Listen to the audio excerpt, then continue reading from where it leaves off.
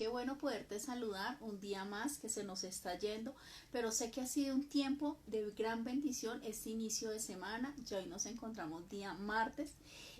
Quiero decirte que hoy queremos hablar de un tema muy importante, pero no antes de empezar a desarrollarlo quiero que oremos, quiero que le demos las gracias a Dios por este día, gracias a Dios por nuestra familia, por el techo, por la comida, por el abrigo. Luisita, muy buenas noches. Gracias, Señor, por todas las cosas hermosas y maravillosas que tú has hecho en nuestras vidas, Señor. Solo tenemos palabras de agradecimiento porque tú has sido bueno, Señor. Gracias, Señor, por tantas bendiciones. Gracias por cuántas veces tú nos has guardado la vida, nos has protegido. Gracias, Señor, porque dice tu palabra, bendito el entrar, bendito tu salir. Gracias, Señor, porque tú siempre nos guardas, Señor. Gracias por tantas bendiciones que hemos recibido y seguimos recibiendo de tu mano poderosa. Gracias, Señor, porque tú eres bueno, Señor. Amamos y exaltamos tu sagrado nombre, y a ti sea todo honor, toda honra y toda la alabanza eternamente. Amén y amén. Bienvenido, Luisita.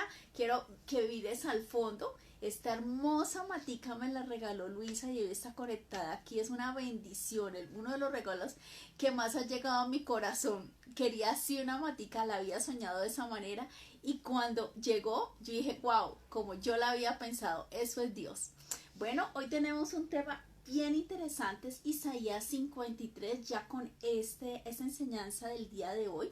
El próximo martes, discúlpeme, ya seguiríamos con Ezequiel y arrancamos estudio de Nuevo Testamento. Va a ser un tiempo maravilloso donde vamos a seguir estudiando todo el tiempo la palabra de Dios. Isaías 53 es un texto bíblico que es supremamente importante y que tú lo tienes que tener muy claro, porque cuando tú logras entender Isaías 53, logras entender todo lo que fue el proceso del plan de salvación. Isaías 53 es un poco extenso, solamente voy a hablar del capítulo 1 al 7 en casa, es importante que tú lo leas. Y habla de los sufrimientos del siervo de Jehová. Isaías 53 contiene una profecía que se cumplió totalmente. Habla de todo el proceso de la salvación. Isaías nos habla de que el Salvador sería despreciado, desechado, herido y afligido, y que Él llevaría todos nuestros dolores y sería herido por cada uno de nuestros pecados. Y así se cumplió. ¿Cuántos años hace que Isaías 53 fue escrito? Isaías fue escrito aproximadamente en el 740 al 701, o sea que esta profecía ha sido vital y hasta hoy todavía la seguimos estudiando porque nos habla de todo el plan de salvación. Y dice así, leemos la palabra en nombre del Padre, el Hijo y el Espíritu Santo. 53, capítulo 1. ¿Quién ha creído? ¿Quién ha creído? Hace una pregunta a nuestro anuncio. ¿Y sobre quién se ha manifestado el brazo de Jehová? Miren, aquí hay una parte importantísima y en cada versículo vamos a hacer énfasis en algo que sea muy importante, el creído. Aquí dice, ¿quién ha creído a nuestro anuncio? El creer es algo tan importante. Romanos 10 del 16 al 17 nos habla, mas no todos, escúchame bien lo que dice, mas no todos obedecieron el evangelio. Pues Isaías dice, ¿quién ha creído a nuestro anuncio? Eso es maravilloso porque usted ve Isaías 53:1 y va a Romanos 10:16 y vuelve a hacer la misma pregunta, o sea, Antiguo y Nuevo Testamento hacen esto. Y dice, pues Isaías dice, ¿quién ha creído a nuestro anuncio? Está hablando el apóstol Pablo, así que la fe es por el oír. ¿Y el oír qué? La palabra de Dios. Acuérdese que yo siempre le he dicho, no preste sus oídos a conversaciones que no sean de bendición. Huya de las malas amistades, como decía en un video. Huya de los malos sitios. Huya de donde haya queja, murmuración. Y donde sea escuchada la palabra, será un tiempo de refrigerio para usted, porque la palabra trae consolación, trae salvación, trae bendición, trae las promesas. Entonces la importancia es siempre estar escuchando la palabra. Entonces el primer versículo nos habla de quién ha creído, o sea que hay muchos que Dice que el evangelio está en ese momento al alcance de todos, pero ¿qué pasa? No todos obedecieron el evangelio. Dios siempre quiere salvación para todos, absolutamente todos, pero no todo el mundo quiere buscar la presencia del Señor. Entonces existe algo que se llama el libre albedrío, cada cual decide dónde va a tomar un tiempo de eternidad, con Dios o sin Dios. No hay otro sitio, no hay un tema, no hay un sitio intermedio. Usted es de Dios o no es de Dios. Usted conoce y recibió a Dios o no lo quiere recibir. Son decisiones que se toman. Versículo 2 dice: subirá cual renuevo delante de él, y como raíz de tierra seca nos hay de parecer en él. Mi hermosura le veremos más, sin atractivo para que le deseamos. Cuando habla del renuevo, ¿qué está hablando del renuevo? Jairo Hugo, muy buenas noches. Estaba hablando de Isaías 53, todo el plan de redención, de salvación. Y dice que Jesús vino, nuestro Señor Jesucristo vino como un renuevo. ¿Qué es un renuevo? Quiere decir que Él vino a crecer, a prosperar como un árbol joven y fuerte. El Salmo 92, 12, 15 nos dice: el justo, alce su manito, sí, allá donde esté, el justo, diga: yo soy justa, no por obras que yo haya hecho, sino por Él. Dice: el justo florecerá como la palmera, crecerá como el cedro del Líbano, plantados en la casa de Jehová, florecerán en los atrios de nuestro Dios, y aún en la vejez fructificarán, y estarán vigorosos y frondosos, para anunciar que Jehová, mi roca, es recto, y que en él siempre va a estar todas mis bendiciones, y que en él no hay injusticia.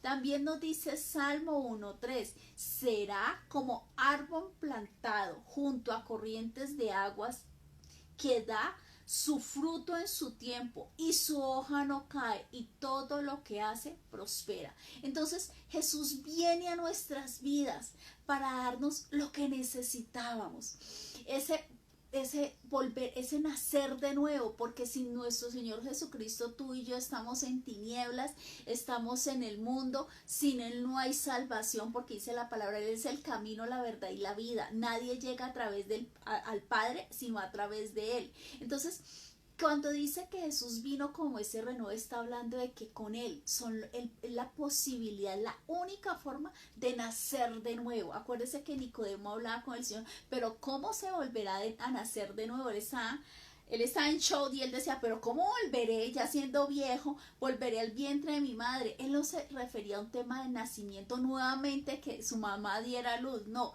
Hablaba de una manera hermosa a nivel espiritual, del renacer, pero renacer cuando tú lo recibes al Señor. Todas las cosas viejas pasaron, he aquí que todo es nuevo, y Dios hace todo nuevo, absolutamente nuevo. Amandita, muy buenas noches. Salmo 53. También nos habla en el versículo 2: como raíz de tierra seca. ¿Qué nos quiere decir como raíz de tierra seca? Quiere referirse a la sequía espiritual que existía en los tiempos de Jesús, y aún los vemos. Esa tierra seca, personas que usted ve que no quieren recibir al Señor, que pueden estar viendo sus bendiciones, pueden estar viendo su protección, que puede estar viendo todo lo que el Señor nos quiere ofrecer en amor, y seguimos rechazando al Señor. Y son personas que usted siempre las verá allí en ese mismo lugar sin un avance, porque no se puede lograr nada sin Jesucristo. Todo lo puedo, como dice, en Cristo que me fortalece, no sin Cristo. Entonces, eso habla el versículo 2. El versículo 3: despreciado. Escúchame bien estos dos términos: despreciado y desechado entre los hombres. Eso fue nuestro Señor Jesucristo. Varón de dolores, experimentado en quebranto. ¿Cómo que escondimos de él el rostro? Fue menospreciado y no lo estimamos. Mire, ¿qué significa la palabra quebranto. La palabra quebranto habla de un dolor muy, muy profundo o una tristeza causada por una angustia extrema.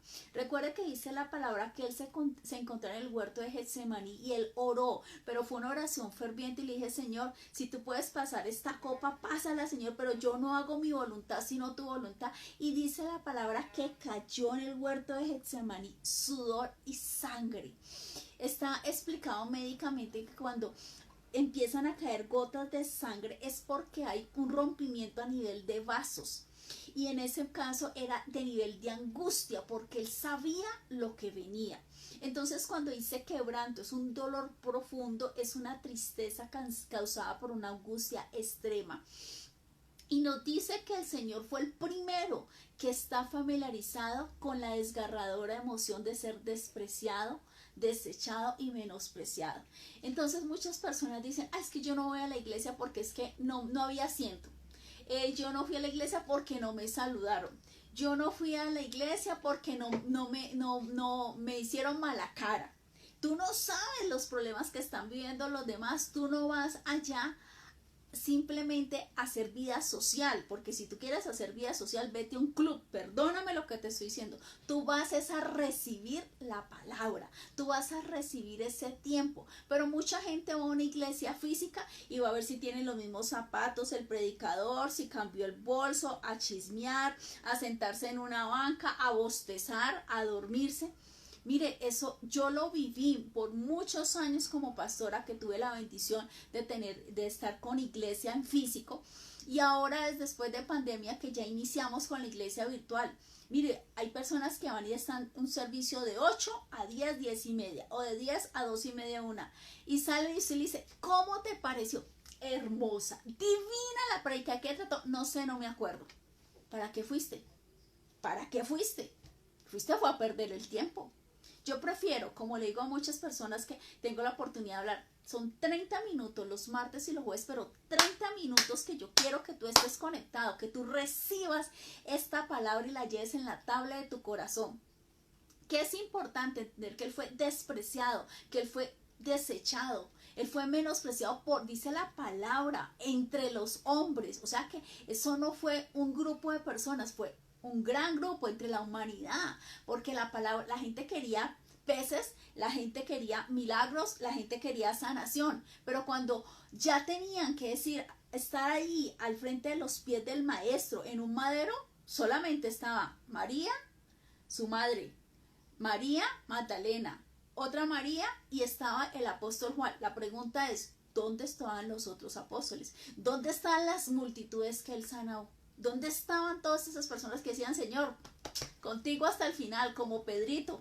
Pedrito, el Señor le pregunta 3 veces, ¿me amas? Y 3 veces dice, claro, Señor, que te amo. Y las 3 veces que él le pregunta es porque él sabía que 3 veces lo iba a negar cuando sonara el gallo. Pero ¿saben qué es lo hermoso del Señor? Que el Señor sabía lo que iba a pasar, pero nunca despreció a Pedro. Y este hombre se arrepintió de todo su corazón y le amó, y siempre le sirvió hasta el día de su muerte. Él no lo desechó de su ministerio, porque el Señor no te desecha, el Señor no te echa. Él dice que él acepta, él recibe, que un corazón contrito, humillado, es muy valioso para el Señor, porque él vivió el desprecio, vivió la murmuración, vivió los ataques, vivió toda una cantidad de cosas. O sea, él no te está diciendo que lo que tú estás atravesando, él no lo puede entender porque él fue el primero que lo vivió.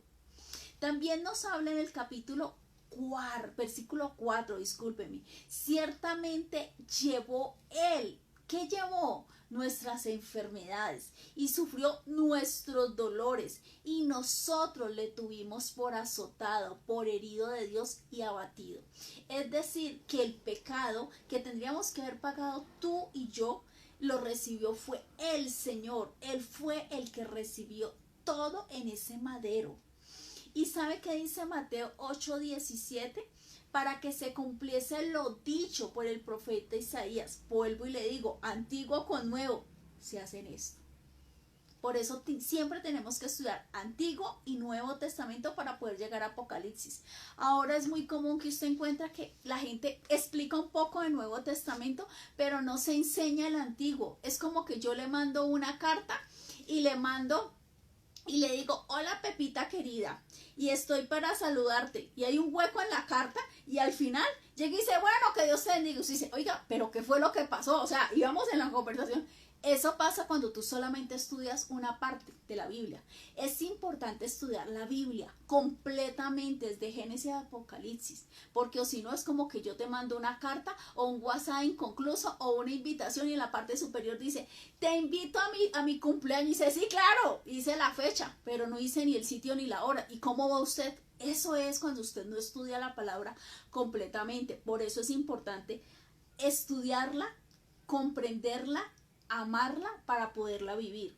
¿Qué más dice en Mateo 8:17? Para que se cumpliese lo dicho por el profeta Isaías cuando él dijo, él mismo tomó ¿qué? Nuestras enfermedades y llevó nuestra dolencia. Esto es importante entenderlo porque él muere no por algunas enfermedades. Cuando el Señor muere, no se sabía que era un cáncer. Cuando el Señor muere, no se sabía que era un COVID. No se sabía que era una cantidad de enfermedades, pero Él murió por absolutamente todas las enfermedades que pudieran usted y yo recibir. Él las pagó en ese madero.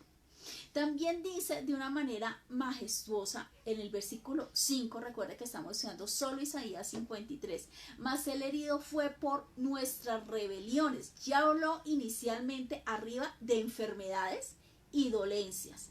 En el 5 va mucho más profundo. ¿Por qué más fue el herido? Por nuestras rebeliones. O sea, tú y yo éramos rebeldes. Claro, no queríamos recibir palabra, no queríamos aceptar sus bendiciones. Estábamos viendo como nosotros queríamos a nuestra manera y a nuestra forma. Y créeme que nos hemos llevado golpe tras golpe y todavía hay personas que aún han recibido al Señor y quieren hacer su voluntad y no la voluntad de Dios. Y esto es un tema bien importante, porque cuando usted ora con una de las oraciones fundamentales que Él nos enseñó, Él dice que se haga su voluntad en el cielo, en la tierra y debajo. Y cuando yo le digo, no Señor, déjame, yo hago mi vida, entonces, ¿en qué andamos? No, dice Gálatas, ya no vivo yo, ya vive Cristo en mí. Yo fui muerto, fue en ese madero yo me morí. Entonces, cuando yo logro entender que Él no solamente murió por enfermedades, por tus dolencias, o sea, tu angustia, tu preocupación, sino también por nuestras rebeliones, molido por nuestros pecados, el castigo de nuestra paz fue sobre Él, y por su llaga fuimos nosotros curados. Mire, Jesús fue nuestro sustituto. Lo que usted y yo teníamos que pagar, lo pagó Él, y Él era sin pecado alguno. Primera de Pedro 2:4 nos habla de esto, quien llevó él mismo nuestros pecados. ¿Dónde lo dice? En su cuerpo. No dice que en la cabeza, no dice que en las manos, no, en su cuerpo. El Señor le coloca una corona de espinas. Las coronas de espinas aproximadamente tenían 10 centímetros y fueron clavadas.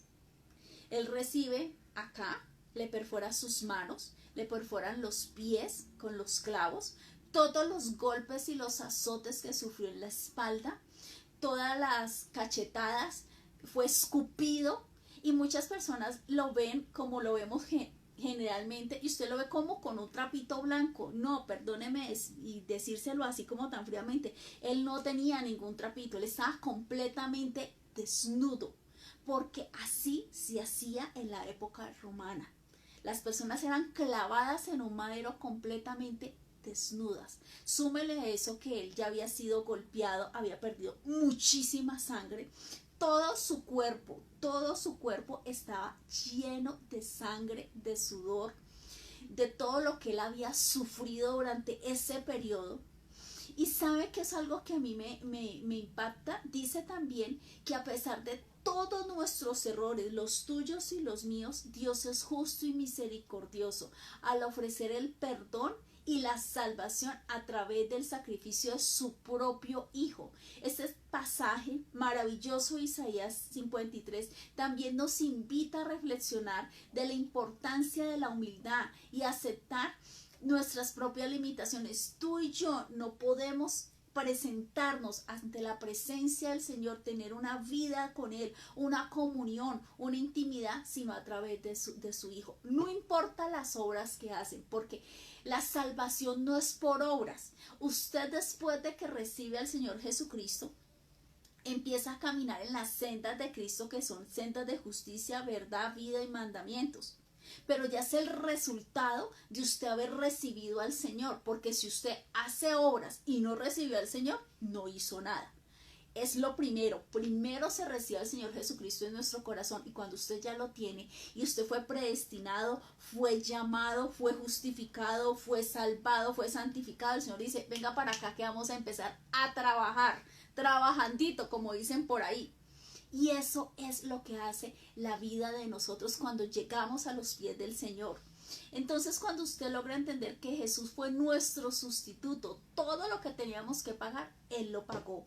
Versículo 6 de Isaías 53. Todos nosotros nos descarriamos como ovejas. Cada cual se apartó por su camino. Perdone la expresión, traducción mía. Cada cual hizo lo que le provocó y se apartó del Señor. Literalmente eso es. Mas Jehová cargó en él el pecado, no de algunos, no de Pepito, no, de todos nosotros. O sea que cuando tú recibes al Señor, tú estás recibiendo el resultado de tu ser salvo. Es el resultado de lo que ocurrió en el madero hace más de 2000 años. Y esa salvación de pecados, esa sanación, ese amor, todo está disponible. Haga de cuenta que usted tiene una caja hermosa, grande, con una cajita, con un regalo y un moño rojo así. Y cuando usted recibe al Señor, usted recibe ese regalo, y dentro de esa caja está todo. Está el amor, la paz, la fe, la esperanza, la humildad, la posibilidad de hacer lo que tú nunca pudiste hacer por tus propios medios. Se abren las puertas que nunca se abrieron, la gracia, todo está. Pero muchas personas pueden estar años delante de esa hermosa caja de regalo y jamás extendieron sus manos para recibirla. Ni siquiera lo han abierto, escúchame bien, ni siquiera quisieron, viendo el regalo, la bendición ahí, no quisieron hacer eso. Simplemente recibirlo. Entonces, eso es algo que a mí me impacta, porque usted se pone a ver, la salvación no se puede pagar, ni con obras, ni con dinero, ni con nada. Pero la gente, cuando no conoce al Señor, gasta todo lo que tiene en un prostíbulo, en drogas, en alcohol, en sus vicios, y está allá, porque es que el mundo te cobra una tarifa para mantenerte enredado y contento, y para destruirte, y lo mejor es que pagas para estar siendo destruido, mientras que está aquí la bendición más grande, y es simplemente decir: Señor, sí, te acepto, te amo, y extender la mano, no es más. Pero a veces nuestro orgullo, nuestra soberbia, nuestra prepotencia, decir: yo puedo sola, yo hago, yo... Se lo digo porque yo lo viví muchos años. A mí durante más de 15 años me hablaron del Señor. 15 años hablaron del Señor. Y me hacía, entraba por esta oreja y me salía por esta. Yo decía: no, pero es que yo puedo. Yo soy súper Ángela. Y súper jodida estaba, y perdóneme la expresión, en el mundo. Estaba enferma, estaba matrimonio destruido, problemas con mis hijos, problemas de salud, problemas económicos. Mejor dicho, una caja, pero una caja de problemas. Y cuando yo recibí al Señor, yo ya había hecho todo lo que había podido hacer por mis medios. ¿Y sabe qué me di cuenta? Que con el Señor fue todo diferente. Yo no te voy a decir que cuando tú llegas a recibir al Señor tus problemas sean quitados. No va a ser así. Perdóneme si a usted le dijeron eso, se equivocaron. No. Cuando usted recibe al Señor, no es que sus problemas vayan a desaparecer así. No es eso. Es que usted ya tiene la paz. Tiene a Jehová Shalom en su vida, tiene a Jehová Rafa, su sanador, tiene a Jehová en su vida, su Adonai, su Señor. Es que usted sabe que usted ya no anda solo, que Padre, Hijo y Espíritu están contigo. Y muy diferente cuando tú andas en el mundo a cuando tú andas con el Señor. Porque el que es hijo tiene herencia. El hijo es guardado, es protegido, es mantenido en el sentido, no que no trabaje, sino mantenido en el sentido de que el Señor no te va a dejar en la calle, no te va a dejar tirado en mitad de camino. Cuando tú recibes al Señor, tu vida empieza a ser transformada de una manera sobrenatural y vas a sentir la paz y el gozo que sobrepasa todo entendimiento. Cuando estás en el mundo, ese viaje te da felicidad, 4 o 5 días, ese vestido, ese carro te lo puede dar un mes, pero se va a acabar ese gozo, porque lo que el mundo da es pasajero y te pasa una tarifa tan alta que es tu eternidad, no con Dios, sino allá. En cambio, cuando tú recibes al Señor, esa paz va creciendo, ese gozo, esa alegría. Tú ves los problemas como oportunidades. Tú ya sabes que el Señor no te va a dejar, sabes que estás con Él. Mire, nunca Dios ha perdido una batalla. Usted está al lado del equipo correcto. Por eso dice la palabra que tú y yo somos más que vencedores. Y dice en 1 Pedro 2:25, y lo coloqué, siempre trabajo con Reina Valera, pero me pareció tan hermosa esta definición de Nueva Traducción Viviente que por eso la quiero compartir. Antes eran como ovejas que andaban descarriadas, pero ahora han vuelto a su pastor, al guardián de sus almas. Eso es el Señor quiere amarte, quiere protegerte, quiere estar siempre, siempre, siempre contigo. Pero ¿por qué no estamos a veces con el Señor? Porque estamos coqueteándole al mundo o porque queremos llevar la vida a nuestra forma y a nuestra manera, hacer nuestra voluntad. Pero cuando yo muero a mis deseos, a lo que yo pienso, a mi forma de hacer, le digo, mira, ¿sabes qué, Señor? Ya hice todo y esto no funciona, te necesito. Y tú recibes al Señor, esto es otra historia, cambia. También dice la palabra en el versículo 7 de una manera hermosa, angustiado él y afligido, no abrió su boca. Escúchame que esto ya voy a terminar y esto es súper importante que usted lo entienda, se lo voy a repetir. Dice así, angustiado él y afligido. Ok, dice la palabra, no abrió su boca. Como cordero fue llevado al matadero y como oveja delante de sus trasquiladores enmudeció, y vuelve, dice, la segunda vez no abrió su boca. Cuando algo aparece repetido en la Biblia, tiene una razón de ser. No es que simplemente yo no tengo más que escribir guiado por el Espíritu Santo y repito. No, no es eso. Es porque es algo muy importante. Y si esa misma instrucción aparece 2 veces como está en Isaías 53:7, es porque es súper importante. ¿Qué quiere decir que el Señor no abrió su boca? ¿Por qué el Señor no abrió su boca? ¿Sabe para qué fue eso? Para que usted, una vez nacido de nuevo, abra su boca, pero con la palabra, con la sagrada escritura. Por eso él cayó, enmudeció, dio su vida. Dice él, nadie me quita la vida, yo la entrego voluntariamente. Y no abrió su boca, nunca se quejó, nunca maldijo, nunca discutió, nunca ofendió, nunca maltrató.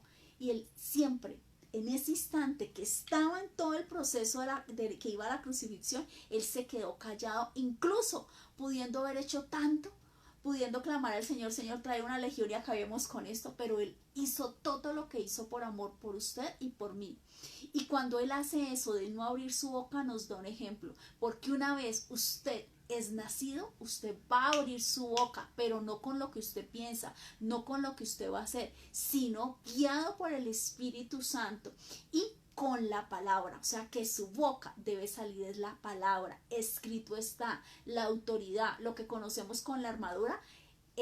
Escrito está la espada, que es súper importante. Conclusiones importantes de Isaías 53.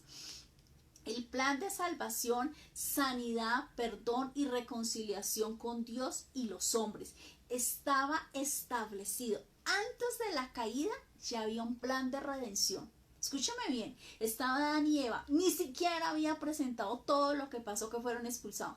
Antes de todo, ya el Señor tenía un plan de salvación, porque Él nada lo tomaba por sorpresa. Y Él sabía lo que iba a pasar, pero también sabía que es importante la obediencia. Y se perdieron muchas bendiciones por la falta de obediencia de Adán y de Eva. Apocalipsis 5:12-3. ¿Qué decía la gran voz? El cordero que fue inmolado es digno de tomar el poder, la riqueza, la sabiduría, la fortaleza, la honra, la gloria y la alabanza. Y a todo lo creado que está en el cielo, sobre la tierra y debajo de la tierra y en el mar, y a todas las cosas que en ellos hay. Oí decir, el que está sentado en el trono, al Cordero, Jesucristo, sea la alabanza, la honra, la gloria, el poder por los siglos de los siglos. ¿Qué significa el Cordero inmolado en la Biblia? Inmolarse significa dar vida o los bienes en provecho o para honor de las personas. Tiene esa causa. Entonces Jesús, ¿qué hace Jesús? Jesús da su vida en un madero, siendo inocente, sin pecado alguno, recibe todos los pecados de la humanidad. Ya lo vimos, nuestras rebeliones, todas nuestras enfermedades, nuestras angustias, absolutamente todo queda en nuestro Señor Jesucristo. Jesús dio la vida para que nosotros seamos honrados y así obtener a través de Él la vida eterna. Y seamos felices en su presencia. Pero muchas personas piensan que vamos a ser felices en el cielo. No, no, no. Desde acá. Desde acá vas a empezar a gozar y a estar. ¿Que vamos a estar un día eternamente con Él? Sí. Pero cuando tú recibes al Señor y aceptas su voluntad y aceptas que lo amas y lo recibes y empiezas a caminar conforme a la Escritura y empiezas a vivir como Él te diga que tengas que hacer, porque ya no es a mi manera y a mi forma, sino a Él, tú empiezas a recibir de ese paz que sobrepasa todo entendimiento. Eso no es algo que yo no te lo puedo explicar con palabras. Solamente si miro hacia atrás digo, ¿cómo pude estar tanto tiempo sin ti, Señor? Pero el tiempo yo no lo puedo regresar, no puedo. Pero sí puedo que a partir de que yo reciba al Señor, mi vida sea consagrada para Él, apartada y consagrados para Él. Eso es lo que debemos hacer y hablarle a otros del Señor cuando aún hay tiempo. Recuerde, sonarán trompetas, resucitarán los muertos en Cristo y seremos llevados en un abrir y cerrar de ojos. Habla de Él cuando todavía tenemos tiempo de hablar a muchos. Bendiciones, gracias por estar aquí. Isaías 53, del 1 al 7. Una hermosa, hermosa explicación de todo lo que se hizo en ese madero por amor a ti y a mí. Te bendigo. Gracias.